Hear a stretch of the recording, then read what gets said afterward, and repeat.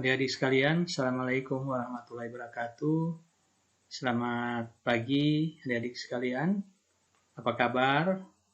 Pak Guru harapkan adik-adik dalam keadaan sehat ya.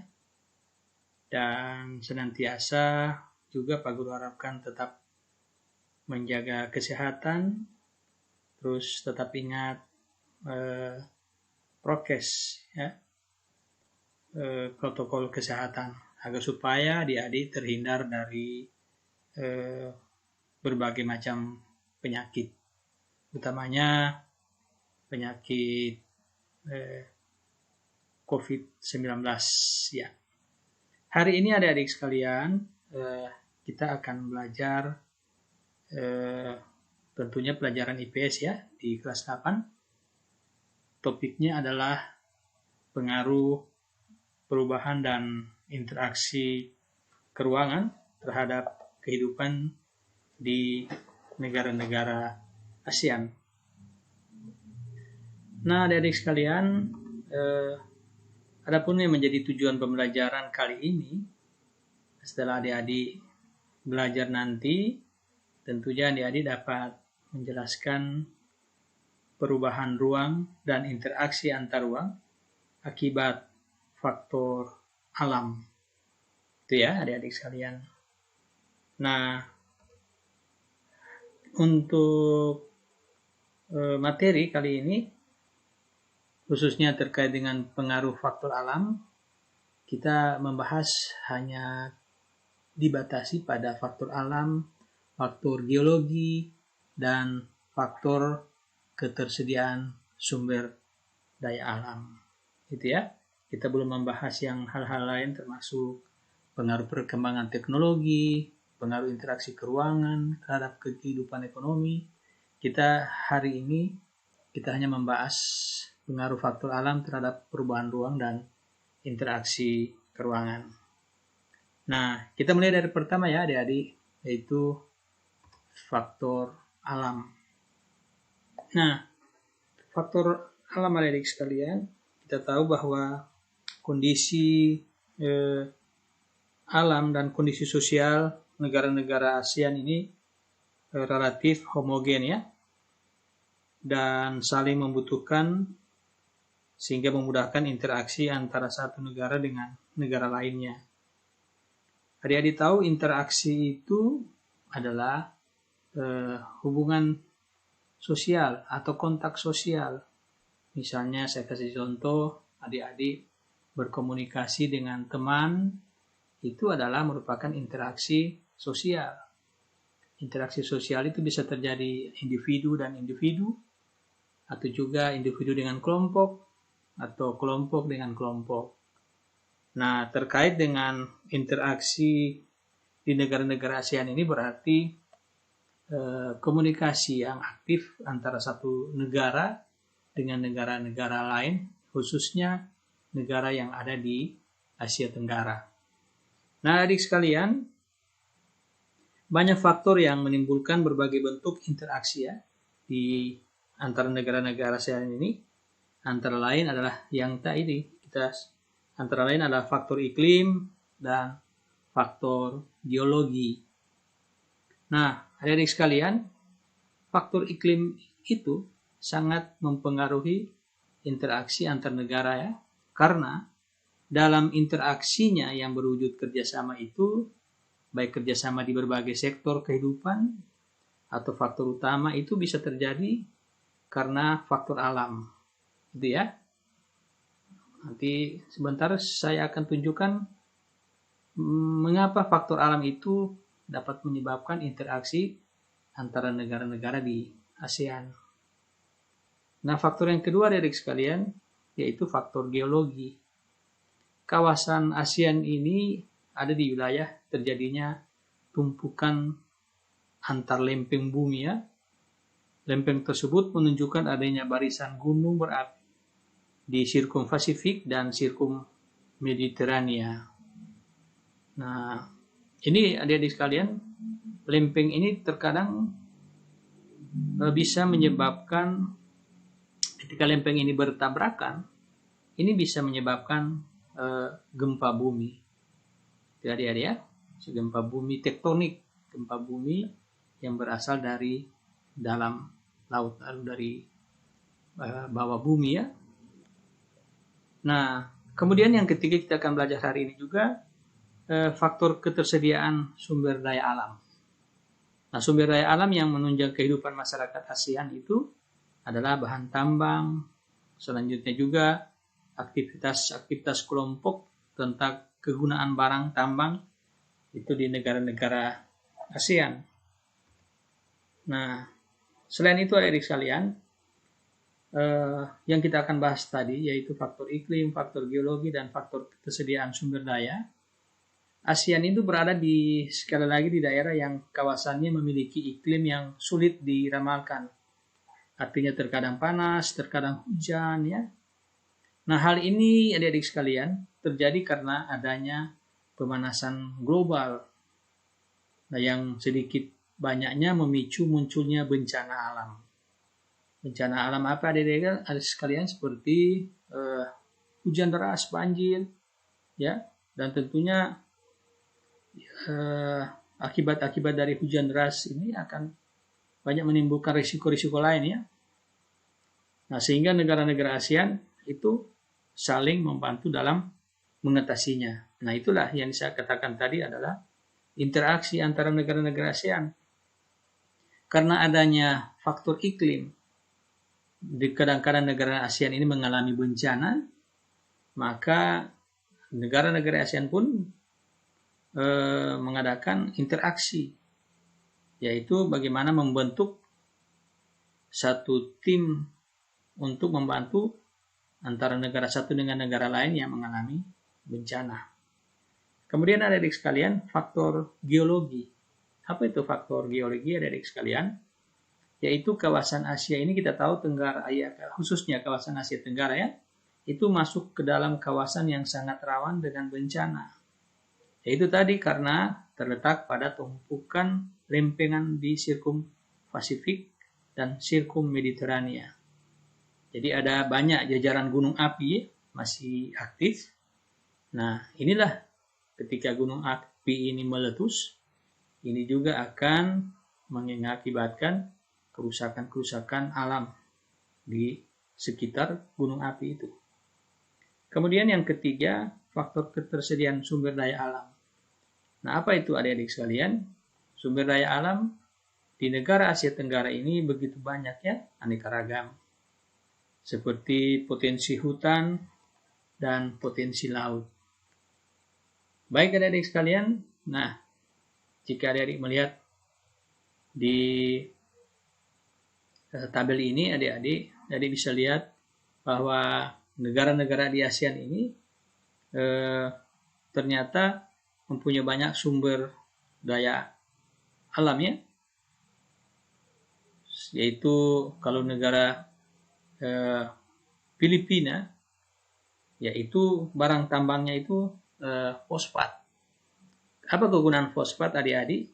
Itu tidak lain untuk membuat pupuk pertanian, korek api, dan bahan-bahan pestisida lainnya ya. Kemudian kalau di Indonesia yang terkenal barang tambangnya adalah batu bara. Untuk apa adik-adik kegunaan batu bara itu? Yaitu untuk bahan bakar pembangkit tenaga listrik. Kalau di Brunei adik-adik sekalian, itu terkenal negara penghasil minyak bumi. Nah, kalau kita bicara minyak bumi berarti itu termasuk di dalamnya adalah bahan bakar minyak BBM ya, yang kita gunakan, kendaraan-kendaraan gunakan saat ini ya. Kalau di Myanmar itu barang tambang yang terkenal adalah emas. Kegunaannya adalah untuk perhiasan. Kalau di Laos itu belerang. Nah, belerang juga ini ternyata merupakan salah satu komponen untuk produksi pupuk. Vietnam terkenal dengan biji besi. Ya, kalau biji besi, adik-adik lihat ya. Adik-adik lihat kalau di dalam setiap orang membangun jembatan, membangun rumah, itu ada menggunakan besi dan baja. Malaysia terkenal dengan gas alam. Nah, gas alam ini juga kegunaannya adalah selain bahan bakar dan juga dia sebagai pembangkit tenaga listrik. Di Filipina sendiri juga terkenal dengan tembaga. Nah, tembaga ini kegunaannya untuk apa, adik-adik? Adik-adik tahu ya? Untuk kabel ya, untuk kawat listrik, dan sebagainya yang khususnya terkait dengan bahan dasar tembaga. Kalau Thailand itu terkenal dengan mangan. Itu proses produksi besi dan baja. Ini ada sekalian potensi sumber daya alam ya yang ada di negara-negara ASEAN. Selanjutnya dari sekalian, nah tadi Guru sudah jelaskan bahwa di Asia Tenggara ini terkadang terjadi bencana. Nah, tadi salah satunya adalah faktor iklim. Nah, kalau adik-adik melihat gambar ini, tayangan ini adalah hutan yang terbakar. Nah, terkadang adik-adik sekalian, hutan terbakar ini diakibatkan oleh faktor iklim. Misalnya musim panas yang berkepanjangan ya. Musim panas yang berkepanjangan terkadang membuat percikan-percikan api. Nah, akibatnya hutan yang tadinya rimbun subur, nah ketika terjadi kebakaran hutan, maka tentunya ini akan mengakibatkan hutan itu gundul, dan jika gundul, faktor yang mempengaruhi itu adalah ketika hujan akan terjadi longsor, adik-adik ya.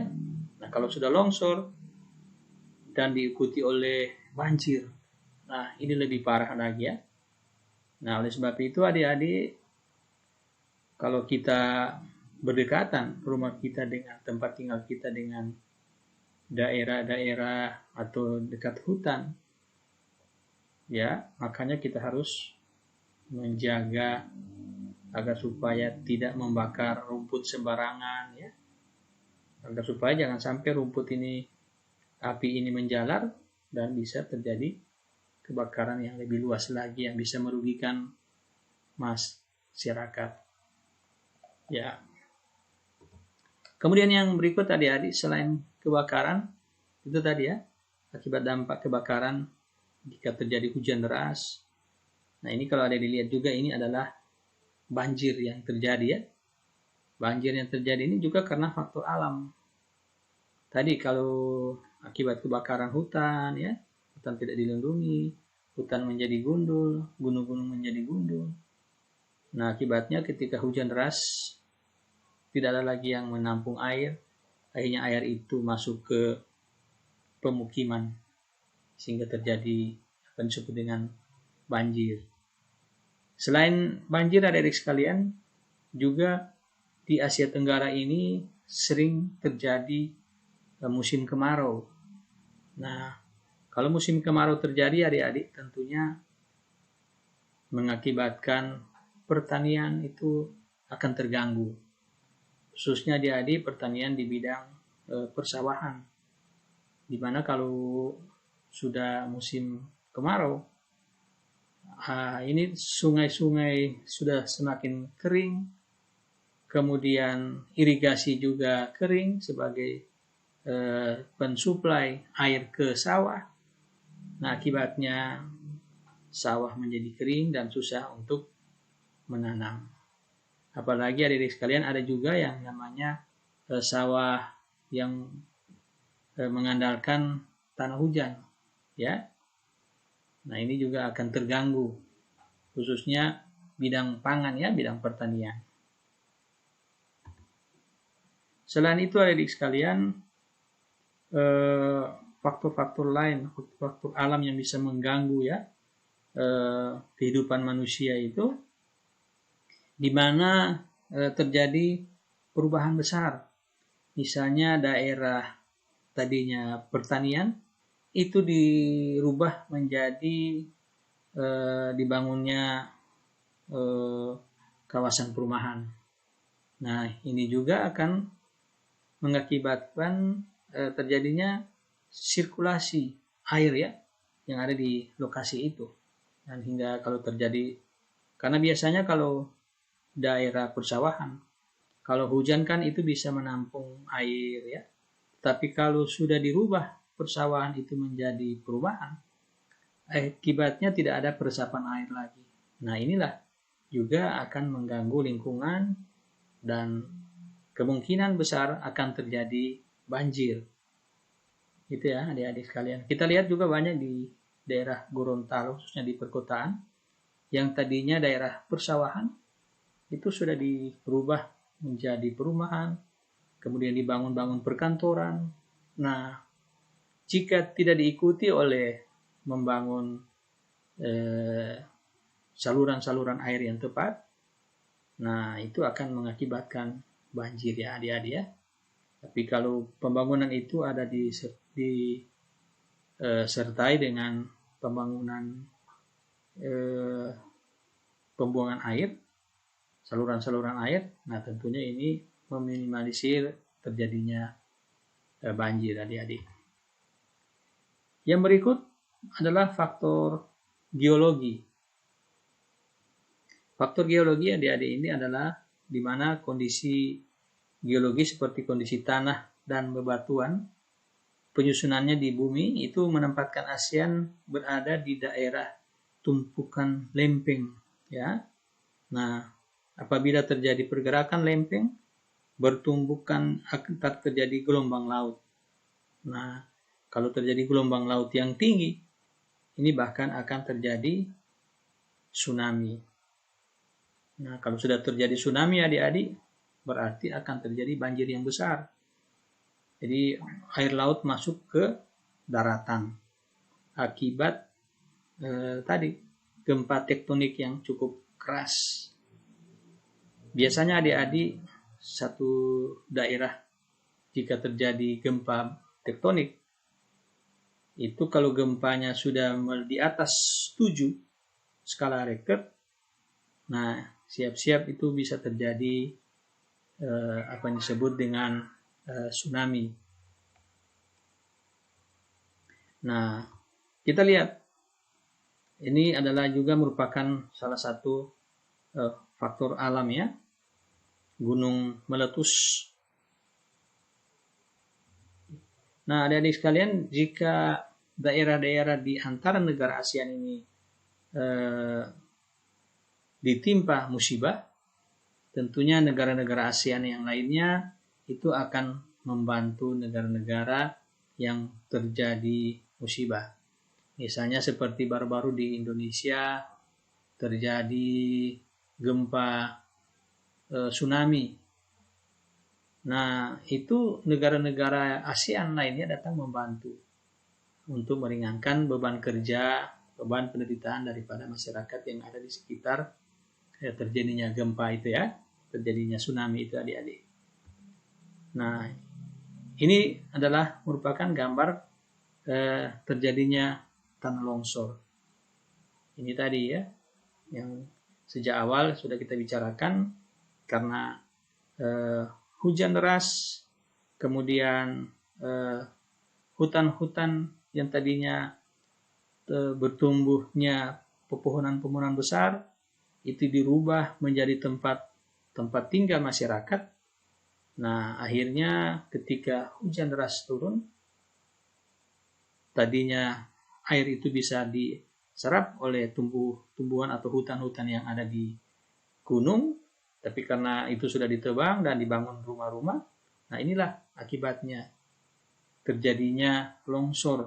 Nah, kalau sudah terjadi longsor, berarti masyarakat juga yang akan merugi adik-adik ya. Kita lihat di gambar ini, di slide ini, bagaimana rumah-rumah itu tertimpa dengan tanah akibat longsor. Itu adik-adik ya.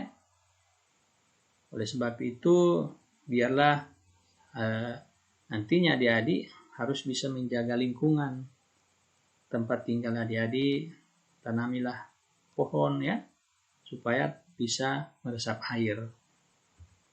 Nah, ini adik-adik sekalian, salah satu contoh bagaimana terjadinya tsunami.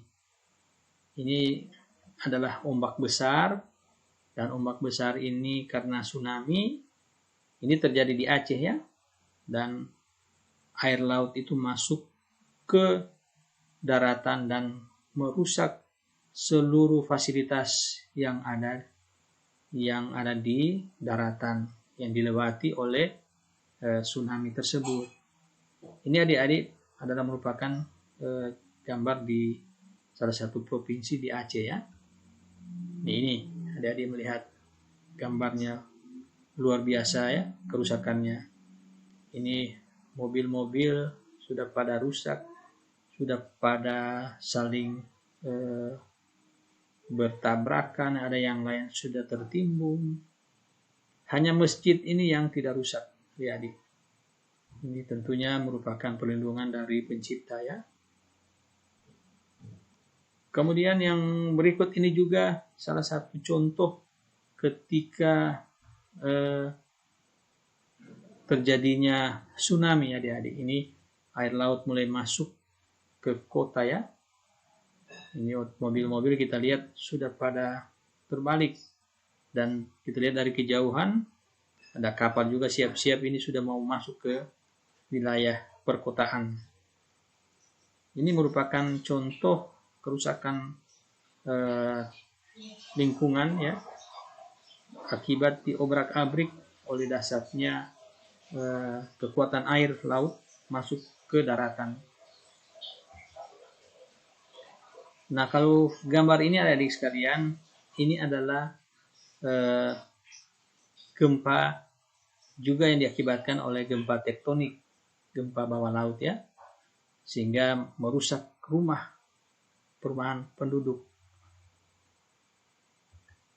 Nah, selanjutnya adik-adik, kita masuk pada yang ketiga, faktor ketersediaan sumber daya alam. Nah, faktor ketersediaan sumber alam ini adik-adik sekalian, hampir semua di negara-negara ASEAN ini itu memiliki sumber daya alam berupa barang tambang ya, kecuali Singapura. Nah, kenapa Singapura tidak mempunyai tambang? Karena Singapura itu adalah merupakan negara yang kecil, tidak mempunyai sumber daya alam, tapi sumber daya manusianya yang hebat. Itulah Singapura ya adik-adik. Nah, setiap jenis tambang yang dihasilkan di daerah Asia Tenggara ini tentu ini menunjang kehidupan masyarakat. Tadi sejak awal tadi Pak Guru sudah tunjukkan ya berbagai macam sumber daya alam tambang yang dimiliki oleh negara-negara yang ada di Asia Tenggara. Nah, ini salah satunya ya. Ini negara dan barang tambang yang dimiliki, misalnya di Indonesia. Indonesia itu barang tambang apa yang dimiliki adik-adik? Nah, itu yang dimiliki adalah minyak bumi, batu bara, timah, emas, dan perak. Kalau Malaysia, itu juga ada biji timah, boksit, biji besi, dan minyak bumi. Bagaimana dengan Filipina? Nah, ternyata Filipina juga mempunyai tembaga, nikel, emas, seng, ya, batu bara. Kita lihat Singapura sini kosong ya, tidak mempunyai barang tambang. Nah, bagaimana mereka bisa memiliki barang tambang? Tentunya jika terjadi interaksi antara negara-negara ASEAN, maka tentunya Singapura akan membeli barang-barang tambang ini di antara negara-negara ASEAN ini sesuai dengan kebutuhan dari negara itu. Jika negara Filipina membutuhkan batu bara, tentu dia bisa mengimpor dari Indonesia. Kalau dia membutuhkan minyak bumi, dia bisa mengimpor dari Brunei Darussalam atau juga dari Indonesia, karena Indonesia juga penghasil minyak bumi. Kemudian adik-adik sekalian, adik-adik lihat juga ada Vietnam. Vietnam juga terkenal dengan batu bara, besi, timah, emas ya. Bagaimana dengan Laos? Ternyata Laos juga mempunyai barang tambang seperti briket batu bara ya, besi, tembaga, emas, gips, belerang, timah. Kemudian Myanmar. Ya, Myanmar juga penghasil seng ya, perak, timah, minyak bumi ya, dan lain-lain. Nah, adik-adik sekalian, selain tambang tadi ya yang dimiliki oleh negara-negara di ASEAN, juga ada jenis-jenis sumber daya alam lainnya yang dimiliki oleh negara-negara ASEAN, baik itu sumber daya laut maupun sumber daya hutan. Nah, terkadang adik-adik sumber daya ini sering rusak akibat oleh ulah manusia. Nah, jika seringkali ya, bagaimana cara pengrusakan yang dilakukan oleh manusia ketika itu di laut? Nah, terkadang ya bentuk kerusakan itu berupa pencemaran laut, kemudian berupa kerusakan terumbu karang, kemudian berkurangnya biota laut. Nah, kenapa 3 hal ini terkadang rusak? Ini semuanya diakibatkan oleh ulah manusia. Pencemaran laut biasanya itu terjadi ada tumpahan minyak ya, diakibatkan oleh kapal, tanker pembawa minyak sering mengalami kebocoran dan akhirnya terjadi pencemaran laut. Nah, kalau terjadi pencemaran laut juga ini adik-adik, ini bisa mengakibatkan kerusakan tentunya yang hidup di dalamnya. Hidup di dalam laut itu apa? Ya tentu ikan ya. Ikan kan merupakan sumber makanan manusia. Nah, kalau sudah lautnya sudah tercemar dan akhirnya ikan ini pada mati semua. Nah, bagaimana cara menanggulanginya adik-adik? Yaitu jangan membuang sampah atau limbah ke laut. Nah, terkadang juga adik-adik sekalian masih banyak masyarakat yang membuang sampah sembarangan ya. Mungkin di belakang rumahnya ada sungai. Nah, ketika dia ingin buang sampah, dia langsung buang ke sungai. Nah, bayangkan saja adik-adik kalau setiap hari sepanjang masyarakat yang ada di pinggir aliran sungai itu membuang sampah. Akhirnya sampah ini akan mengalir sampai ke laut dan akan mengakibatkan laut itu terjadi pencemaran laut. Pernah adik-adik sekalian ikan paus mati akibat makan sampah plastik. Setelah ditelusuri adik-adik sekalian, ternyata ikan paus ini mengira bahwa plastik itu adalah plankton yang merupakan makanannya ya. Ternyata itu adalah plastik. Sehingga mengakibatkan ikan paus ini mati. Nah, ini salah satu contoh adik-adik bahwa jika terjadi pencemaran laut itu akan sangat berbahaya. Nah, oleh sebab itu cara menanggulangi adalah jangan membuang sampah atau limbah ke laut. Yang berikut yang akibat sumber daya laut yang sering rusak itu kerusakan terumbu karang. Ini terjadi karena apa adik-adik? Ini kebanyakan para nelayan ingin menangkap ikan bukan menggunakan secara benar, misalnya menggunakan jaring, tetapi mereka menggunakan bom ikan. Nah, ini adik-adik sekalian, ketika para nelayan menggunakan bom ikan, ini semua yang ada di situ mati. Bahkan terumbu karang yang dibawa tempat hidupnya ikan itu juga akan rusak. Nah, kalau sudah rusak, ikannya mau hidup di mana? Pasti akan lebih menjauh lagi.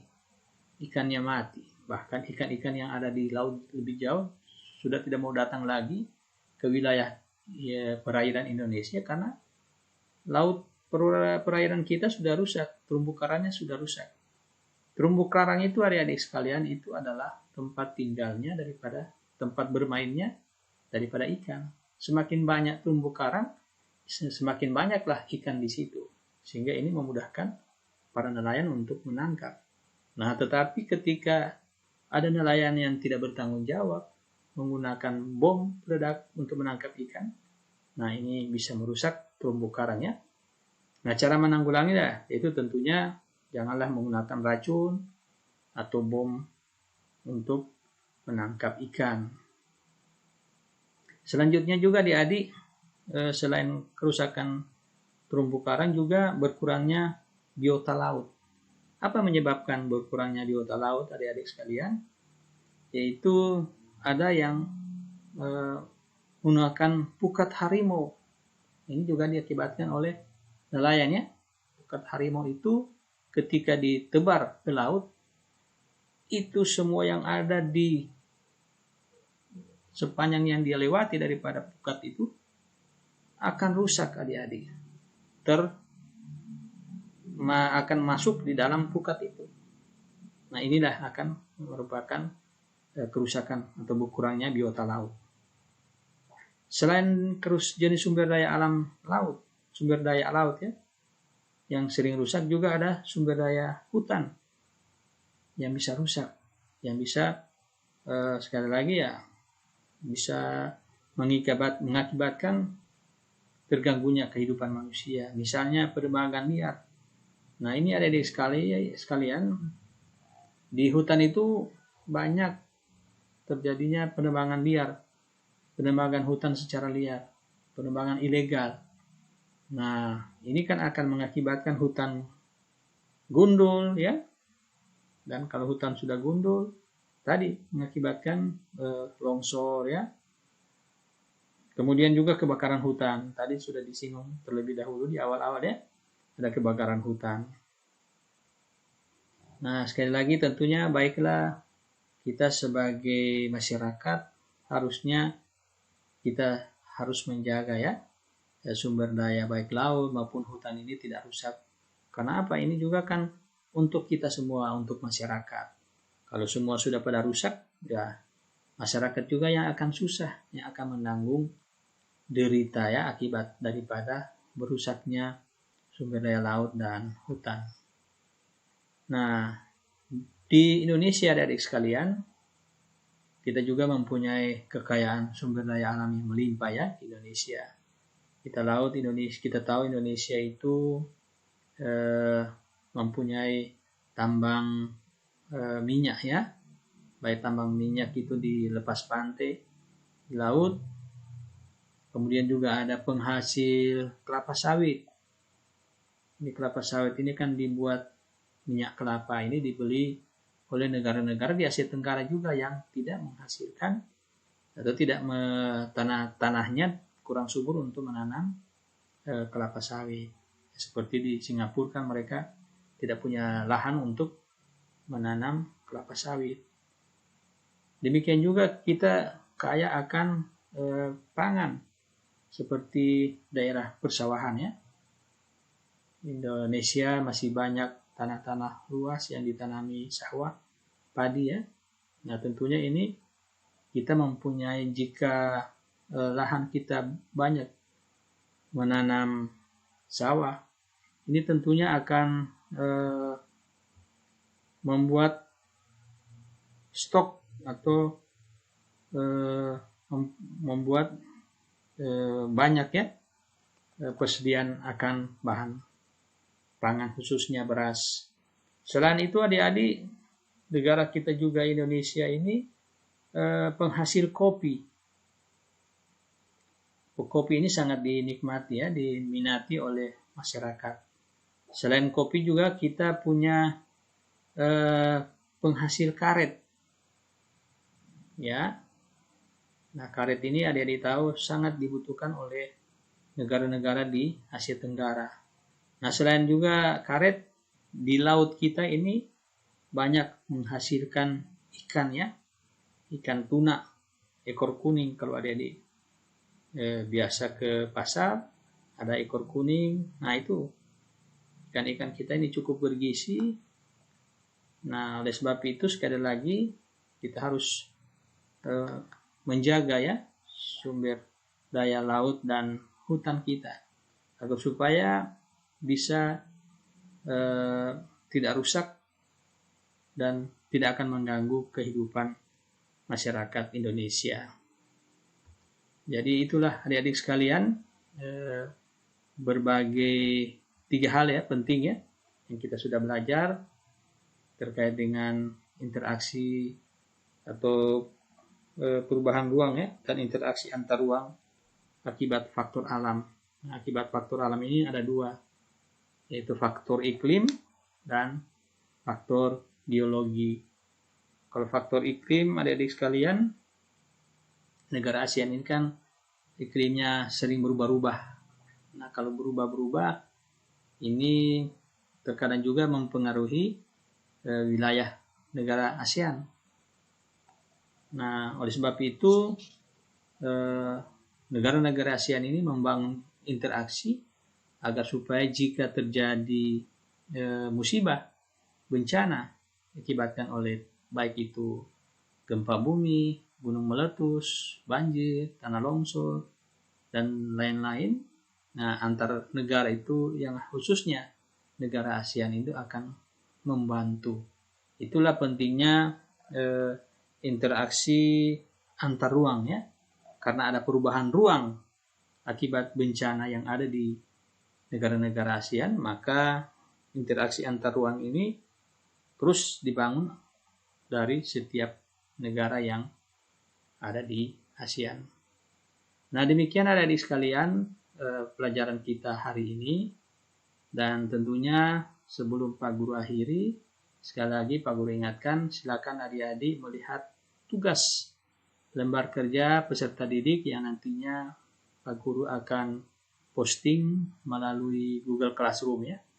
Silakan adik-adik kerjakan, dan Pak Guru ingatkan untuk menyelesaikan tugas LKPD ini adik-adik, gunakanlah sumber-sumber belajar yang ada, buku siswa, modul, internet. Nah, gunakan sumber-sumber belajar, begitu banyak sumber belajar ya yang adik-adik bisa gunakan. Nah, oleh sebab itu karena banyaknya sumber belajar ini, maka diharapkan adik-adik tentunya bisa menyelesaikan tugas ini tepat waktu. Jadi semakin cepat adik-adik menyelesaikan tugas ini, tentunya nilainya pun ikut terpengaruh.